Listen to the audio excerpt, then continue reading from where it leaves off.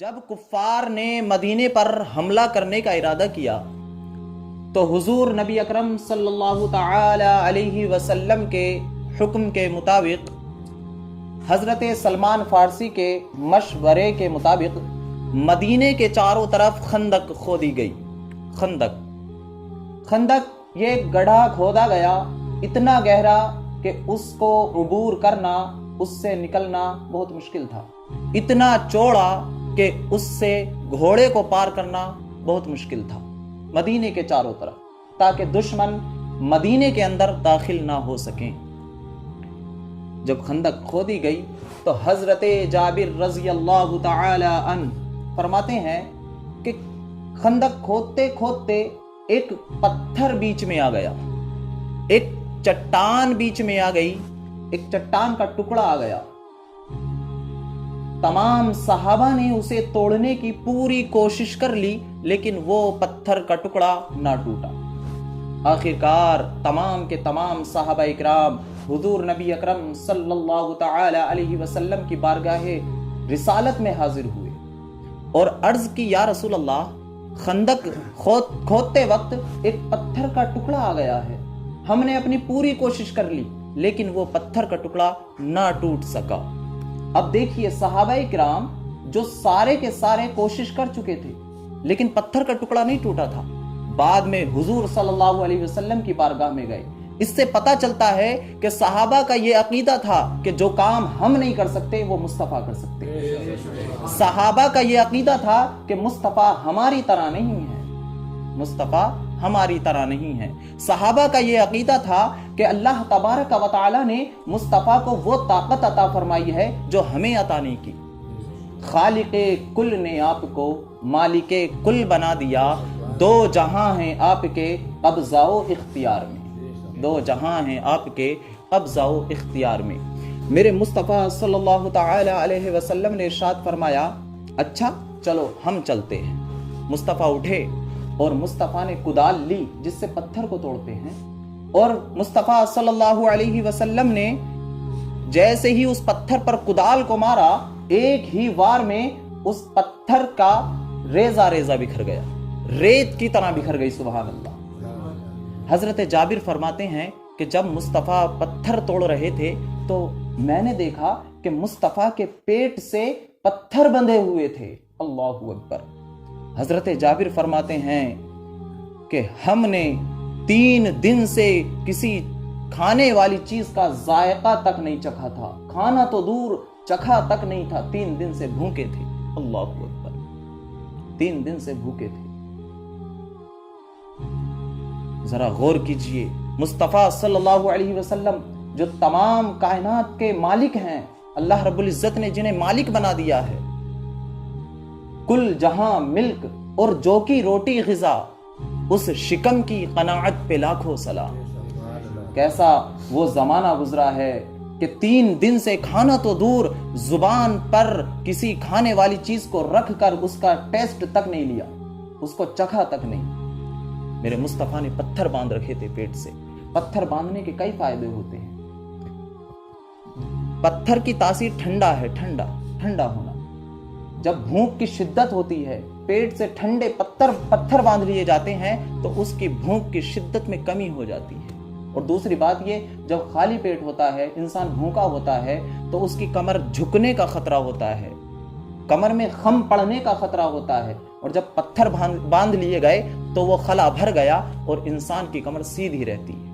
اس لیے میرے مصطفیٰ نے اپنے شکم مبارک سے، اپنے بطن مبارک سے، اپنے پیٹ سے پتھر باندھ رکھے تھے۔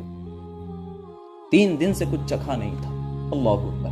حضرت جابر عرض کرتے ہیں، یا رسول اللہ، آپ مجھے اجازت دیجئے تاکہ میں گھر چلا جاؤں۔ مصطفیٰ صلی اللہ علیہ وسلم نے اجازت دے دی۔ حضرت جابر فرماتے ہیں کہ پھر میں گھر آیا اور آنے کے بعد میں نے اپنی بیوی سے کہا کہ کیا گھر میں کچھ کھانے کے لیے ہے؟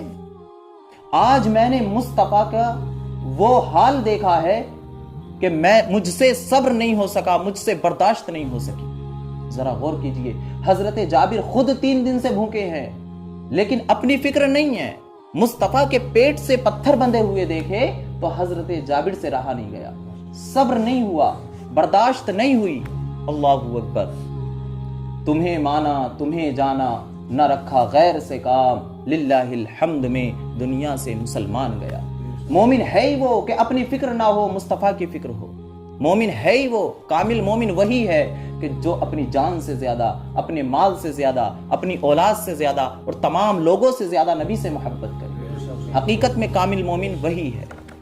تو حضرت جابر نے جب کہا کہ گھر میں کچھ کھانے کے لیے ہے, تو آپ کی بیوی جن کا نام ہے حضرت سہلہ بنت مسعود عرض کی کہ ہاں ہے, صرف تھوڑے سے جو کے دانے ہیں اور ایک بکری کا 1 سال سے کم کا بچہ ہے. حضرت جابر فرماتے ہیں میں نے بکری کے بچے کو ذبح کیا, اس کی بوٹیاں بنائیں, اور ادھر میری بیوی نے اس جو کو پیسا. میری بیوی جو پیس کر فارغ ہوئی اور میں اس بکری کے بچے کی بوٹیاں بنا کر فارغ ہوا. ہم دونوں ایک ساتھ فارغ ہوئے. پھر ہم نے ہانڈی کو چولہے پر رکھ دیا اور اس میں گوشت ڈال دیا پکنے کے لیے, اور میں نبی کریم صلی اللہ علیہ وسلم کی بارگاہ میں دعوت کرنے کے لیے چل دیا. حضرت جابر فرماتے ہیں میری بیوی نے مجھے روکا. بیوی بہت چالاک تھی اور کہا کہ جا تو رہے ہو, لیکن مصطفیٰ سے جا کر صرف یہ کہنا کہ آپ کی دعوت ہے اور آپ کے ساتھ 1 یا 2 صحابی کی اور ہے, کیونکہ کھانا تھوڑا ہے. اگر سب کی دعوت کر دی تو ہم کہاں سے کھلائیں گے. حضرت جابر نبی کریم صلی اللہ علیہ وسلم کی بارگاہ میں دعوت کرنے کے لیے چل دیے. مصطفیٰ کی بارگاہ میں پہنچے اور مصطفیٰ کے کان میں جا کر کہا یا رسول اللہ, آپ کی اور 1-2 اور صحابی کی آپ کے ساتھ دعوت ہے. میرے مصطفیٰ نے ارشاد فرمایا اے جابر کیا بنایا ہے؟ تو حضرت جابر نے پورا واقعہ بیان کر دیا. یا رسول اللہ, ایک چھوٹا سا بکری کا بچہ ہے اور تھوڑے سے جو ہیں. میرے مصطفیٰ صلی اللہ علیہ وسلم کھڑے ہوئے اور ایک زوردار اعلان فرمایا اے مہاجرین, اے انصار, اے اہل خندق, اے میرے جان نثارو, اے میرے صحابہ, چلو آج سب کی حضرت جابر کے یہاں پر دعوت ہے. سبحان اللہ, حضرت جابر کے یہاں پر دعوت ہے. جب حضرت جابر نے اتنا سنا تو فوراً گھبرا گئے کہ معاملہ کیا ہے, لیکن دل کو اطمینان تھا کہ مصطفیٰ نے دعوت کی ہے.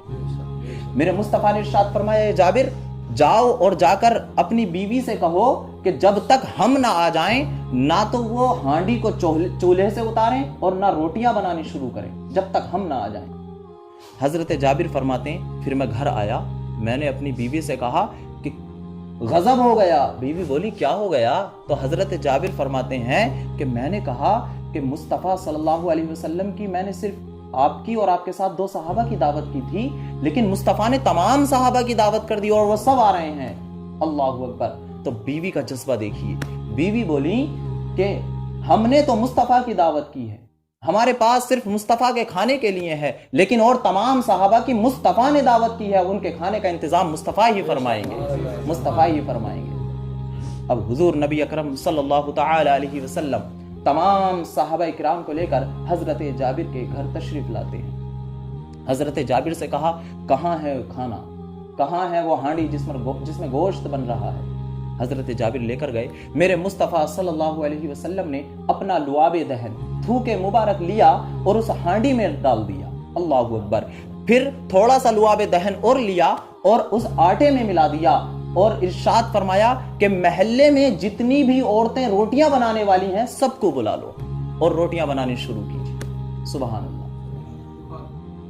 پھر میرے مصطفیٰ صلی اللہ تعالی علیہ وسلم نے لعاب دہن ان میں ڈالنے کے بعد اپنے ہاتھوں کو دراز فرمایا اور برکت کی دعا فرمائی. حضرت جابر فرماتے ہیں کہ پھر مصطفیٰ صلی اللہ علیہ وسلم روٹی کے ٹکڑے کرتے رہے, اس پر شوربہ اور سالن رکھتے رہے اور ہر صحابی کو عطا کرتے رہے, یہاں تک کہ 1000 صحابہ اکرام نے کھانا تناول فرما لیا. لیکن جب ہم نے کھول کر دیکھا تو وہ سالن اتنا کا اتنا ہی موجود تھا اور وہ آٹا جتنا کھلانے سے پہلے تھا اتنا ہی موجود تھا. سبحان اللہ. یہ میرے مصطفیٰ کے لعاب دہن کی برکت ہے کہ جس چیز میں ڈل جائے اس میں کمی ہی نہیں آتی. جب مصطفیٰ کے لعاب کا یہ عالم ہے تو مصطفیٰ کی ذات کا کیا عالم ہوگا. جب ان کے گدا بھر دیتے ہیں شاہان زمانہ کی جھولی, محتاج کا جب یہ عالم ہے مختار کا عالم کیا ہوگا. اور اتنا ہی نہیں, میرے مصطفیٰ نے ارشاد فرمایا حضرت جابر اے جابر اپنی بیوی سے کہہ دو کہ اب وہ بھی کھائیں اور اس کا جتنا بچ گیا ہے اس سارے کو تحفتن ہدیتن اپنے پڑوسیوں میں تقسیم